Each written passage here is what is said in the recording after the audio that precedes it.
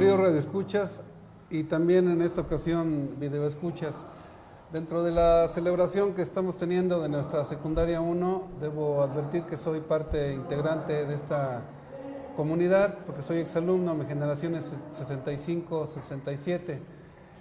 Dentro de esta estamos en uno de los mejores ámbitos de nuestra secundaria y estamos con uno de nuestros exalumnos. Ustedes verán la gala que es tener a este hombre aquí. Siempre es tradición en nuestro programa de Ciencia, Cultura y El Pilón poder decir quién eres, y tú te encargas de decir quién eres, a qué te dedicas y por qué estás aquí.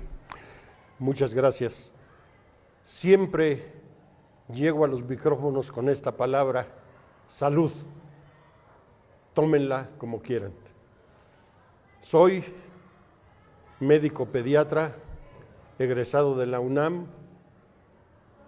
Estudié la primaria aquí en la Escuela España, la secundaria aquí en 47, 48, 49, la prepa en San Ildefonso y medicina en Venezuela y Santo Domingo. Actualmente me dedico a hacer un programa que se llama 100 años de tango y que produce Radio Universidad Nacional Autónoma de México. Los domingos a las 3:30 somos 5 productores y el programa se llama 100 años de tango y estamos caminando a cumplir los 38 años al aire. Empezaron ustedes entonces a mediados de los 70s. Sí, así es. Una cosa, doctor, porque todo esto que estás diciendo implica muchas cosas de las que poder platicar. Me gustaría primero empezar por tu experiencia de lo que fue esta secundaria, porque me recordaba mucho un artículo que hizo Jacobo Saludowski, ya lo mencioné en un programa anterior, que él decía, hablando metafóricamente, pero en verdad, en esencia es cierto, que como estuviste aquí en la España, la secundaria 1, luego allá en la prepa de lo que era el barrio universitario, y luego lo que era el Palacio de la Inquisición, que es la Escuela de Medicina. Así es. Y él decía que era la única ciudad del mundo que en una cuadra se podía encontrar todas las manifestaciones para la educación. Estuviste en la España, luego aquí en la secundaria 1. ¿Qué son tus recuerdos de esta secundaria?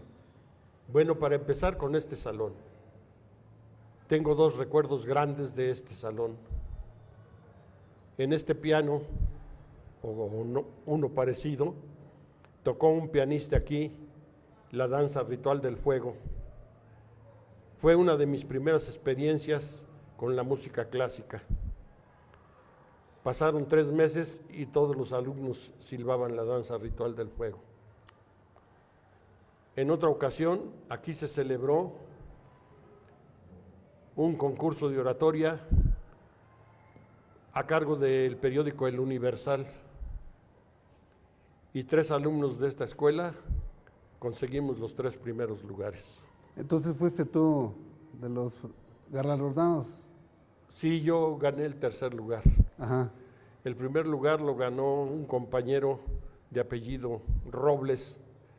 Se me escapa el nombre, pero lo que hice mucho era un buen muchacho. El segundo era un espléndido estudiante, Javier Nájera Torres, ganó el 2º lugar y yo gané el 3º. Aquí recuerdo que me planté hablando en favor de la educación como el medio para que nuestro país pudiera progresar. Javier Nájera Torres, después de eso, compitió para ser elegido el mejor estudiante de secundaria de toda la República Mexicana. Y de Estados Unidos salió un muchacho que se llamaba Roberto March. Fueron muy agasajados, recibieron muchas atenciones. Fue un gran momento para nuestra escuela con este personaje, Javier Nájera Torres. ¿Qué generación eres de esta escuela? 47, 48 y 49. ¿Ha cambiado mucho el centro? ¿Dónde vives tú? ¿Dónde vivías en aquel entonces? Bueno, cuando llegué aquí a la secundaria vivía yo en la calle de Manuel María Flores, número 7, cerca del eje central Lázaro Cárdenas, que entonces era Niño Perdido, y de allá venía yo para acá. ¿Es la colonia obrera? La colonia obrera. Antes de eso viví aquí en el Jardín de la Viga, el que está junto a Fray Servando. Jardín de la Viga. Calzada de la Viga. Estaba, bueno, está el Mercado Sonora, los bomberos, y enfrente estaba el Sonora. No enfrente, atrás de lo que sería el Cine Sonora. Ajá. Era un triángulo que tenía el ángulo recto atrás del Cine Sonora, precisamente. ¿Era un jardín? Era un jardín bastante grandecito, tenía una biblioteca de madera.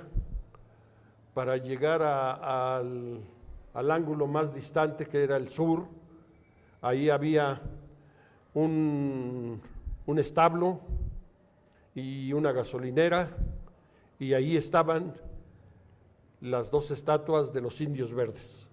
Cuando yo iba al kinder, que estaba enseguidita del establo, el kinder se llamaba Ricardo Castro, y yo hablando de música, me prendí de las naguas de mi mamá llorando cuando vi que las grúas arrancaban las estatuas para llevárselas a donde están ahora. Una cosa importante, ¿tu padre a qué se dedicaba? Mi padre era obrero, trabajaba en la fábrica de ácidos La Viga, que antes fue una empresa alemana, Bake Felix, y que fue expropiada por el gobierno por la cuestión de la guerra, y hoy alberga a la preparatoria. Sí, es una preparatoria de la UNAM. La preparatoria 7, y te lo digo porque yo estuve ahí. Bueno. Ezequiel A. Chávez. Pues esa era la fábrica de ácidos La Viga, y con el equipo de fútbol de los trabajadores de ahí jugué varios años. ¿Tu deporte fue el fútbol? Mi deporte favorito fue el fútbol, aunque me gustó mucho el béisbol. Y aquí practicaba el frontón y el fútbol, pero entonces el patio no era lisito como ahora, era granuloso y se podía uno gastar unos zapatos en un día. Ya me imagino la madre cómo los recibía en aquel entonces. El padre. Pero el frontón, porque ya viste que lastimosamente una de las cosas que lastiman ver lo que hicieron ahora con nuestro frontón, sí, que con una puerta en medio lo inutilizaron completamente. Así es. ¿Por qué la secundaria 1? ¿Por qué vienes a esta? Pues yo creo que había muy pocas secundarias en ese tiempo. Y pues a mí me llamaba la atención. Ahora que recuerdo, hago la evocación porque en la preparatoria 7 siempre nos olía así, y decía un maestro de química que allá había estado una industria química. Nosotros la fábrica de ácidos La Viga.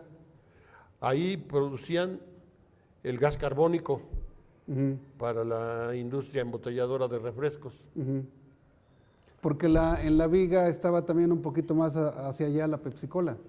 Sí, efectivamente, y también había una fábrica de Casimires por ahí. Y eran unos llanos, porque sí, habían campos de fútbol por allá. Iztacalco eran puros campos de fútbol. Así es. Llanero, por supuesto. Sí, ahí pasaba un trenecito que iba para Iztapalapa. Tú cuando entras entonces a la secundaria, tiene ya 20 y tantos de haber existido. Sí. ¿Qué sentías tú? ¿Se siente, porque es la única secundaria que está alojada en un recinto de me refiero a nivel nacional? Sí. ¿Se siente algo, te acuerdas algo la grandiosidad? Porque uno platica con los demás compañeros, el patio de mi secundaria 1 tiene 2,000 metros cuadrados y el mío no tenía ni un salón, que parece. ¿Se sentía la grandiosidad? ¿Ustedes sentían orgullo con su secundaria? Claro que sí, mucho. Había grandes profesores. Los compañeros, pues eran como los muchachos de ahora, pero como que un poco más respetuosos. Inolvidables profesores, ¿eh? Yo, por ejemplo, tengo bien presente y nunca le he olvidado a la maestra María Teresa Landa, que fue la primer Miss México. Ah, caray. ¿Y qué materia daba ella? Ella daba literatura, daba también español y también daba clases en la prepa. Varios se enamoraban de ella, ¿no? Sí, era una mujer muy hermosa, mucho, muy hermosa. A mí me quiso mucho, me trató muy distinguidamente. Para mí resulta inolvidable.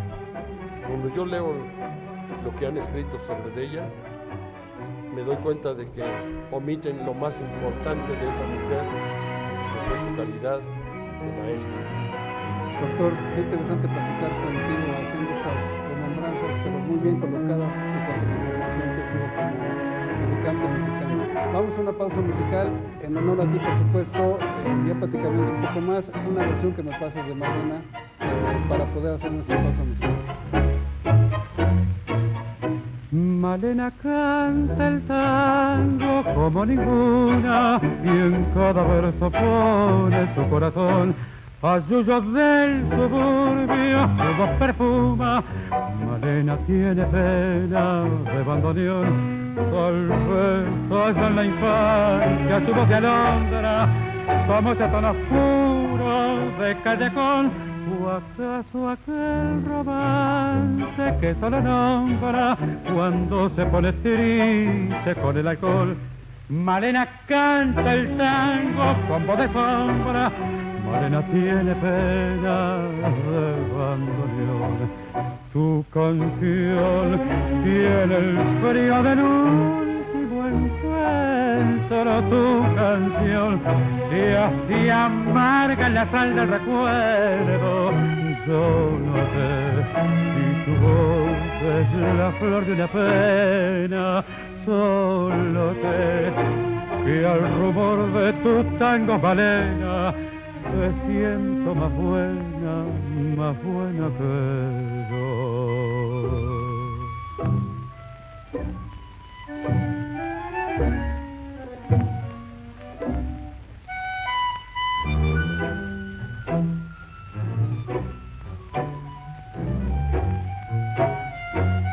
Tus tangos son criaturas abandonadas que cruzan sobre el barro del callejón. Cuando todas las puertas estén cerradas y ladran los fantasmas de la canción, Malena canta el tango con voz quebrada. Malena tiene pena de bandoneón. Solamente soy un morro dentro de este cascarón. Solamente soy un morro dentro de este cascarón. Regresamos de nuestra pausa musical, continuamos ese rango tan importante que decías, una mujer para ver nada más la calidad del profesorado que teníamos. Se vuelve la primera señorita México, pero también, como tú decías, tal parece que todo ese bluff que puede tener un título así, esconde lo que tú decías, el respeto que como maestra te significó. Es que desgraciadamente ella vivió en su época una situación muy triste. Ella fue enamorada por un general, Vidal, y se casó con ella, pero él ya era casado. Y cuando salió en el periódico que él era bígamo, ella en un arranque de celos lo mató ahí en su casa. Entonces la llevaron a la cárcel, estuvo en Belén, la defendió un gran abogado de esa época, José María Lozano, padre también después del juez José María Lozano, también muy amigo mío, relacionado con lo del tango. Pero ella salió libre, estudió odontología también mientras estuvo detenida y terminó sus estudios. Ella venía de una familia de historiadores, los Landa. ¡Qué personaje! Y no admitía que se le hablara de ese asunto, pero pues todos lo sabíamos, pero todos la respetábamos, todos la queríamos. Ella se daba el lujo de mandar a los muchachos que no venían desayunados a desayunar ahí donde ahora estaba la prefecta. Ahí les daban un cuartito de leche, un plátano y un sándwich de cajeta. A mí me decía siempre que fuera, pero le decía yo, no, yo sí desayuno en mi casa, mejor otro que lo aproveche. Pero siempre me trató muy bien. A mí me llevó a atender por cuestiones de mis ojos, siempre tenía yo las conjuntivas coloradas, me llevó aquí al Hospital de Jesús, me llevó por allá por el Monumento a la Revolución. ¿Pero cómo ella te llevaba? Sí, ella me dijo, pídele permiso a tus papás para que yo te lleve al médico. Les pedí permisos y me lo dieron y me llevaba y ella pagaba al médico, pagaba las consultas, pagaba los medicamentos. Recuerdo que era una época triste de la medicina porque todos los médicos en ese entonces recetaban inyecciones de aceite de hígado o de complejo B. Era lo único que le ponían. Pues era lo que hacían y pues no servía para nada eso. El caso es que pues nunca nadie se preocupó por mi vista hasta que entré a la prepa. Me dijeron, usted necesita lentes porque es miope y tiene astigmatismo. Y ahí fue donde usé los primeros lentes. Aún así, pudiste sacar bien tu secundaria. Sí. Llegar incluso a finalista, bueno, ocupar un lugar importante en la oratoria. Sí. No importa, ¿cómo lo hacías? ¿Te ponías hasta adelante? ¿Cómo le hacías? Sí, siempre estaba yo adelante. Aún en la escuela de medicina, siempre era yo de los de la primera fila, porque al maestro de anatomía nada más a las 3 primeras filas les preguntaba la clase. Decía que los de atrás eran los que cultivaban el dorsal ancho, porque eran los que iban a natación. Este personaje que decías de la maestra, ¿cuál es el nombre de ella? María Teresa. ¿Qué capacidad para poder que le llame la atención una educación secundaria, ser activa, ser parte integrante de lo que ella ve como defecto y lo puede remediar? Esto te lo digo porque supongo que lo conoces y si no, pues te hacemos el tour, pero espero que sabes. Los laboratorios que teníamos en aquel entonces, los talleres que teníamos de formación, ahorita son arcas totalmente vacías. Uh-huh. ¿Te acuerdas tú la capacidad, la calidad que teníamos de laboratorios? Sí, en el rincón de acá, de la planta baja, ahí estaba encuadernación y llegaba hasta el fondo que ahora está deshabitado. Sí. Todo eso era encuadernación. El salón que está a un lado era talabartería. Después ya se pasaron para este lado de acá. Talabartería, que hasta parece una palabra fuera y aquí sobre Pino Suárez estaban todas las talabarterías. Así es. Y ahora son puras de cosas raras de moda, de vestidos hechos. Así es. Y bueno, y aparte, ¿qué taller llevaste tú? Pues yo llevé encuadernación, talabartería, carpintería. Porque había una cosa importante, una cosa que se quebró, que eso ahora lo que refieres en cuanto a la educación de los muchachos. Los técnicos que nunca se encuentran en México, es muy difícil encontrar un plomero, un electricista, alguien que te pueda decir, porque es un maestro totalmente que no sabe bien las cosas. Y a nosotros parte de esa educación, nosotros sabemos manejar bien, a mí me tocó ajuste mecánico, uh-huh. Yo sé manejar el cepillo de aquel entonces, sí. Desde aquel entonces el cepillo, el torno, el taladro, yo lo sabía manejar. Bueno, yo también estuve en ese. ¿En el ajuste mecánico? Sí, también estuve. Lo vas a ver y es un salón vacío, ya no hay bancos, no hay nada. Ya no hay nada. Es doloroso el proceso que está viviendo, pero fíjate que yo pienso que si hay gente que se formó como tú, que hay gente que platica de una maestra que ya me imagino, a mí se me hubiera hecho agua a la boca de verla nomás entrar al salón, claro. Supongo que así eran a varios que les pasó. El integrarnos para poder tener este brillo que tuvo nuestra secundaria. ¿Cómo te nace a ti el ser médico? Bueno, eso viene arrastrando precisamente del primer año de secundaria. Recuerdo ese triste día, el 20 de diciembre de 1947, celebrábamos las posadas ahí en la colonia obrera. Era la cuarta posada. Sí, y entonces mi hermanito que tenía 3 años se había quedado dormido toda la tarde y yo lo fui a sacar para que viera un poco el festejo y ya después regresamos a la casa. Terminaron con un baile de los jóvenes. Total, a las 12 de la noche desperté porque había un escándalo ahí en la pieza. En nuestra casa era de 2 piezas nada más, cocina, baño y una azotehuela. Y estaba mi madre arropando a mi hermano, que según esto tenía mucha fiebre. Y yo recuerdo que para esos años, ya desde el 44, el Hospital Infantil de México pregonaba por todos los medios existentes que las madres no taparan a los niños cuando tenían calentura, que eso podía ser más grave que la enfermedad.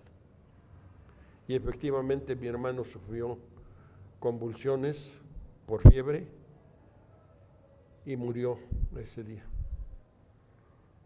Entonces yo venía a la escuela como un sonámbulo, regresaba a la casa de ustedes y me metía debajo de la cama a llorar en silencio durante varios meses. Fue una de las pérdidas más atroces que he tenido. Después aprendí a no llorar porque la gente muere, porque comprendo que es natural. Pero el dolor más grande que puede tener un hombre en este mundo es ver morir a un hijo. Si uno ve morir a sus abuelos, a sus tíos, a sus padres, a sus hermanos, pues es doloroso, pero no tanto como ver morir a un hijo. Sí, tan doloroso que nuestro idioma no alcanza a tener una palabra específica para cuando se muere un hijo. Y recuerdo mucho una maldición gitana, eso lo aprendí allá en Hungría. La maldición gitana es: verás la muerte de tus hijos. Sí, es terrible. No hay cosa más espantosa que Así eso. es. ¿Eso te define entonces para estudiar la...? Bueno, como yo vivía en la colonia obrera, en 5 de febrero estaba el hospital homeopático. Todavía está, sigue ahí. pero entonces era un edificio viejo. Ahorita está muy bonito, muy reformado. Entonces yo me subía por los ventanales que eran muy altos y por un vidrio roto me asomaba y veía yo los cadáveres que estaban en las planchas y los estudiantes que estaban haciendo disección. Y desde entonces empecé a querer ser médico y cuando murió mi hermano, pues con mayor razón. Tuve otro episodio muy triste. Antes de eso, cuando todavía vivía yo acá en el jardín de la Calzada de la Viga, fue el enfrentarme con la furia de los poderosos contra los débiles. Mi hermana, la que seguía de mí, tendría unos 3 años y yo tendría los 4 o 5 quizá, y mi padre la golpeaba todas las noches porque se orinaba en la cama. O sea que padecía de enuresis, lo cual estaba ya hablando de un problema renal, pero que los padres nunca lo tomaron como que había necesidad de enfrentarla con un médico. Y ella fue de las que inauguró el Seguro Social, fue internada por un síndrome nefrótico en el año de 44, creo. En el primer hospital que tuvo el Seguro Social, que fue ahí en el Parque España y la Avenida México. Esto es el tiempo de un exalumno de secundaria. Aún con esas cosas profundas de las que estás hablando, se infiere el poder que con la educación podemos remediar en parte lo que nos ha tocado de vida. Le has dado lustre a tu discurso por estar en esta secundaria. Posteriormente me gustaría hablar también de la universidad.